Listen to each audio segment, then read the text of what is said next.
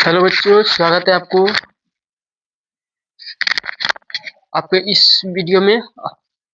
और इस वीडियो में बिना देरी किए, कोई बिना किसी बात के, इस वीडियो का मतलब की वीडियो है।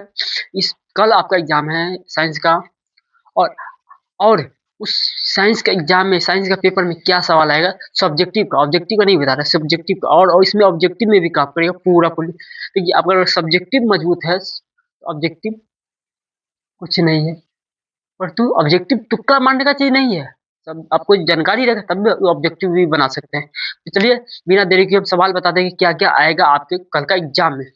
देखिए, पहला क्वेश्चन आएगा, लिंग निर्धारण क्या है। लिंग निर्धारण कौन करता है, ठीक है। पहला क्वेश्चन, लिंग निर्धारण कौन करता है। दूसरा क्वेश्चन, विद्युत धारा किसे कहते हैं। दूसरा क्वेश्चन, विद्युत धारा किसे कहते हैं। तो विद्युत धारा किसे कहते हैं, विद्युत धारा किसे कहते हैं, किसी भी किसी भी चालक तार में धारा की प्रवाह की दर को विद्युत धारा कहते हैं। उसके बाद जनन क्या है, जनन पूछ सकता है। और जनन का प्रकार क्या है, दो, लैंगिक जनन और अलैंगिक जनन। ये भी कंफर्म कर लीजिएगा, अपना पढ़ लीजिएगा, ठीक है।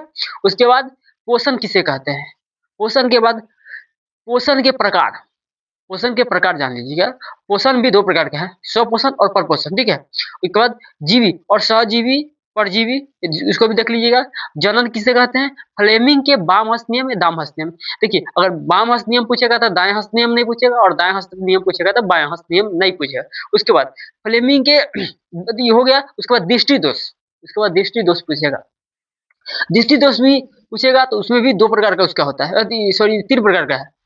तो एक है निकट दृष्टि दोष, दूसरा है दूर दृष्टि दोष, और तीसरा है जरा दृष्टि दोष। इसको भी देख लीजिए। और तीसरा, कुलॉम का नियम क्या है। अगला है कुलॉम का नियम क्या है। तो कुलॉम का नियम क्या है, और आप सर्च नहीं मार पाएंगे तो हम बता देते फटाक से। कुलॉम का नियम क्या है। कुलॉम का नियम कहता है कि दो आवेशों के मध्य लगने वाला आकर्षण तथा प्रतिकर्षण बल के समानुपाती तथा उसके बीच के दूरी के बीच कर्मानुपाती होती है। और देखिए, इसका कि इसे इसका जो एसआई मात्रा होता है वो वोल्ट होता है, ठीक है। अगला देखिए, विद्युत धारा किसे कहते हैं, वो तो आपको बता ही चुके हैं, ठीक है। अगला देखिए, विद्युत विभव क्या है और इसका एसआई मात्रा क्या है, ठीक है। विद्युत विभव क्या है, तो ये देख लीजिएगा एक बार, ठीक है। और उसके बाद आगे देखिए, आगे क्या है, ट्रांसफार्मर क्या है, ट्रांसफार्मर क्या है। उसके बाद विद्युत विभवांतर क्या है। उसके बाद विद्युत जनरेटर क्या है। उसके बाद न्यूटन का नियम क्या है। गुरुत्वाकर्षण बल क्या है। उसके बाद चालक, अचालक और कुचालक, इसको भी देख लीजिएगा थोड़ा अच्छा से, ठीक है। उसके बाद गुणसूत्री विभाजन देख लीजिएगा बढ़िया से, गुणसूत्री विभाजन को समझ लीजिएगा। क्रोमोसोम और क्रोमोसोम के प्रकार को जानना बहुत जरूरी है, ठीक है। क्रोमोसोम कितने प्रकार का होता है बाबू, दो प्रकार का होता है, एक्स वाई क्रोमोसोम और एक्सएस क्रोमोसोम, ठीक है। और इसके देखिए, और कौन सा क्रोमोसोम किस में पाया जाता है वो भी जानना बहुत जरूरी है, ठीक है। अब एक और, मादा में कौन सा क्रोमोसोम पाया जाता है, मादा में कौन सा क्रोमोसोम पाया जाता है, एक्सेस क्रोमोसोम मादा में पाया जाता है, डबल सॉरी, एक्सेस क्रोमोसोम मादा में पाया जाता है, ठीक है। आगे देखिए, कोशिका क्या है, कोशिका के प्रकार भी देख लीजिए, ठीक है। और उसके बाद देखिए, पादप कोशिका क्या है, पादप कोशिका पौधों में पाया जाता है, पादप कोशिका पौधों में होता है, ठीक है। उसके बाद मानव शरीर में कौन सा कोशिका पाया जाता है, ये देख लीजिएगा, ठीक है। उसके बाद कैरियोटिक और प्रोकैरियोटिक सेल्स के बारे में समझ लीजिएगा, ठीक है। अब देखिए, विद्युत धारा, विद्युत धारा, चालक, चालक, अचालक, कुचालक, इसको विद्युत रोधी जो क्या होता है, विद्युत रोधी क्या होता है, अचालक को बोलते हैं विद्युत रोधी, ठीक है। उसके बाद विद्युत विभव, जो हम आपको बताया, तो विद्युत विभव क्या कहता है, विद्युत विभव कहता है कि किसी एकांक आवेश को अनंत से एक निश्चित बिंदु तक, किसी एकांक आवेश को अनंत से, लीजिए समझो बात को, कि मान लीजिए कि एक Q1 हो गया और एक Q2, सॉरी, ये Q2 हो गया और Q1 हो गया, ठीक है। तो ये अनंत है, क्या है, अनंत। अनंत से एक निश्चित बिंदु Q2, मतलब यानी कि Q2 अनंत से एक निश्चित बिंदु तक लेकर आने में जो लगता है कार्य, जो कार्य हो रहा है, जो काम हो रहा है, उसे ही बोलते हैं हम लोग विद्युत विभव, ठीक है, विद्युत विभव।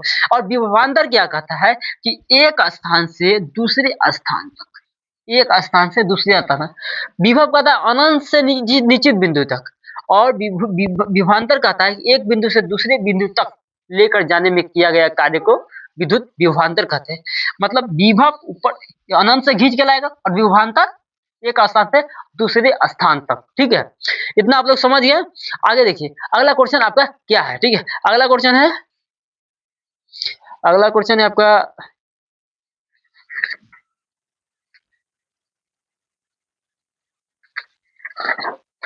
हाँ, अगला क्वेश्चन है दृष्टि दोष क्या है।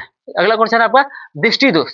दृष्टि दोष क्या है तो समझिए। दृष्टि दोष क्या होता है, आंखों देखिए आंख का स्थिति होता है ना, एक समय के बाद क्या होता है, आंख जो हमारा आंख है जो क्या होता है, उसका सीनियरी को जो उसका सीनियरी पेशिया होता है ना, जो सीनियरी पेशिया वो क्या होता है, वो होता है असमंजस क्षमता उसका कम जाता है, जिसके कारण क्या होता है, उसका गोलकर जो होता है इसके अंदर में एक छोटा-सा जो होता है ना गोलकर, उसको बोलते हैं गोलकर, ठीक है? वो गोलकर के आकार क्या होता है बदल जाता है और बदलने के कारण जो होता है क्या कारण रेटिना जो होता है ना, रेटिना पर प्रकाश का सही से प्रकाश जो होता है सही से वहाँ पर केंद्रित नहीं हो पाता है, जिसके कारण कोई भी वस्तु, कोई भी चीज़ धुंधला दिखाई देता है, ठीक है? ये होता है दृष्टि दोष, ठीक है?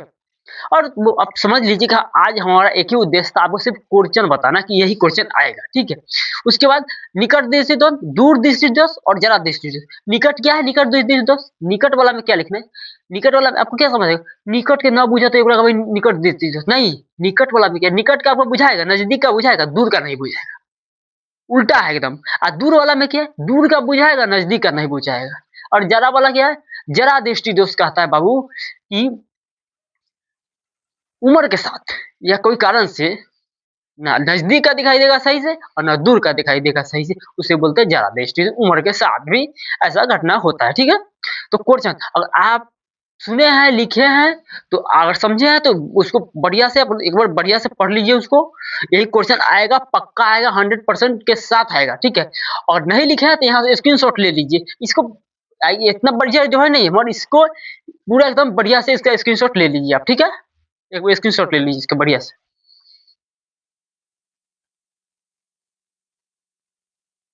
तो इसका स्क्रीनशॉट ले लिए होंगे और एक क्वेश्चन आप बना लिए तो सब्जेक्टिव में कतई भी दिक्कत नहीं होगा, कहीं पर भी कोई दिक्कत नहीं आने वाला है।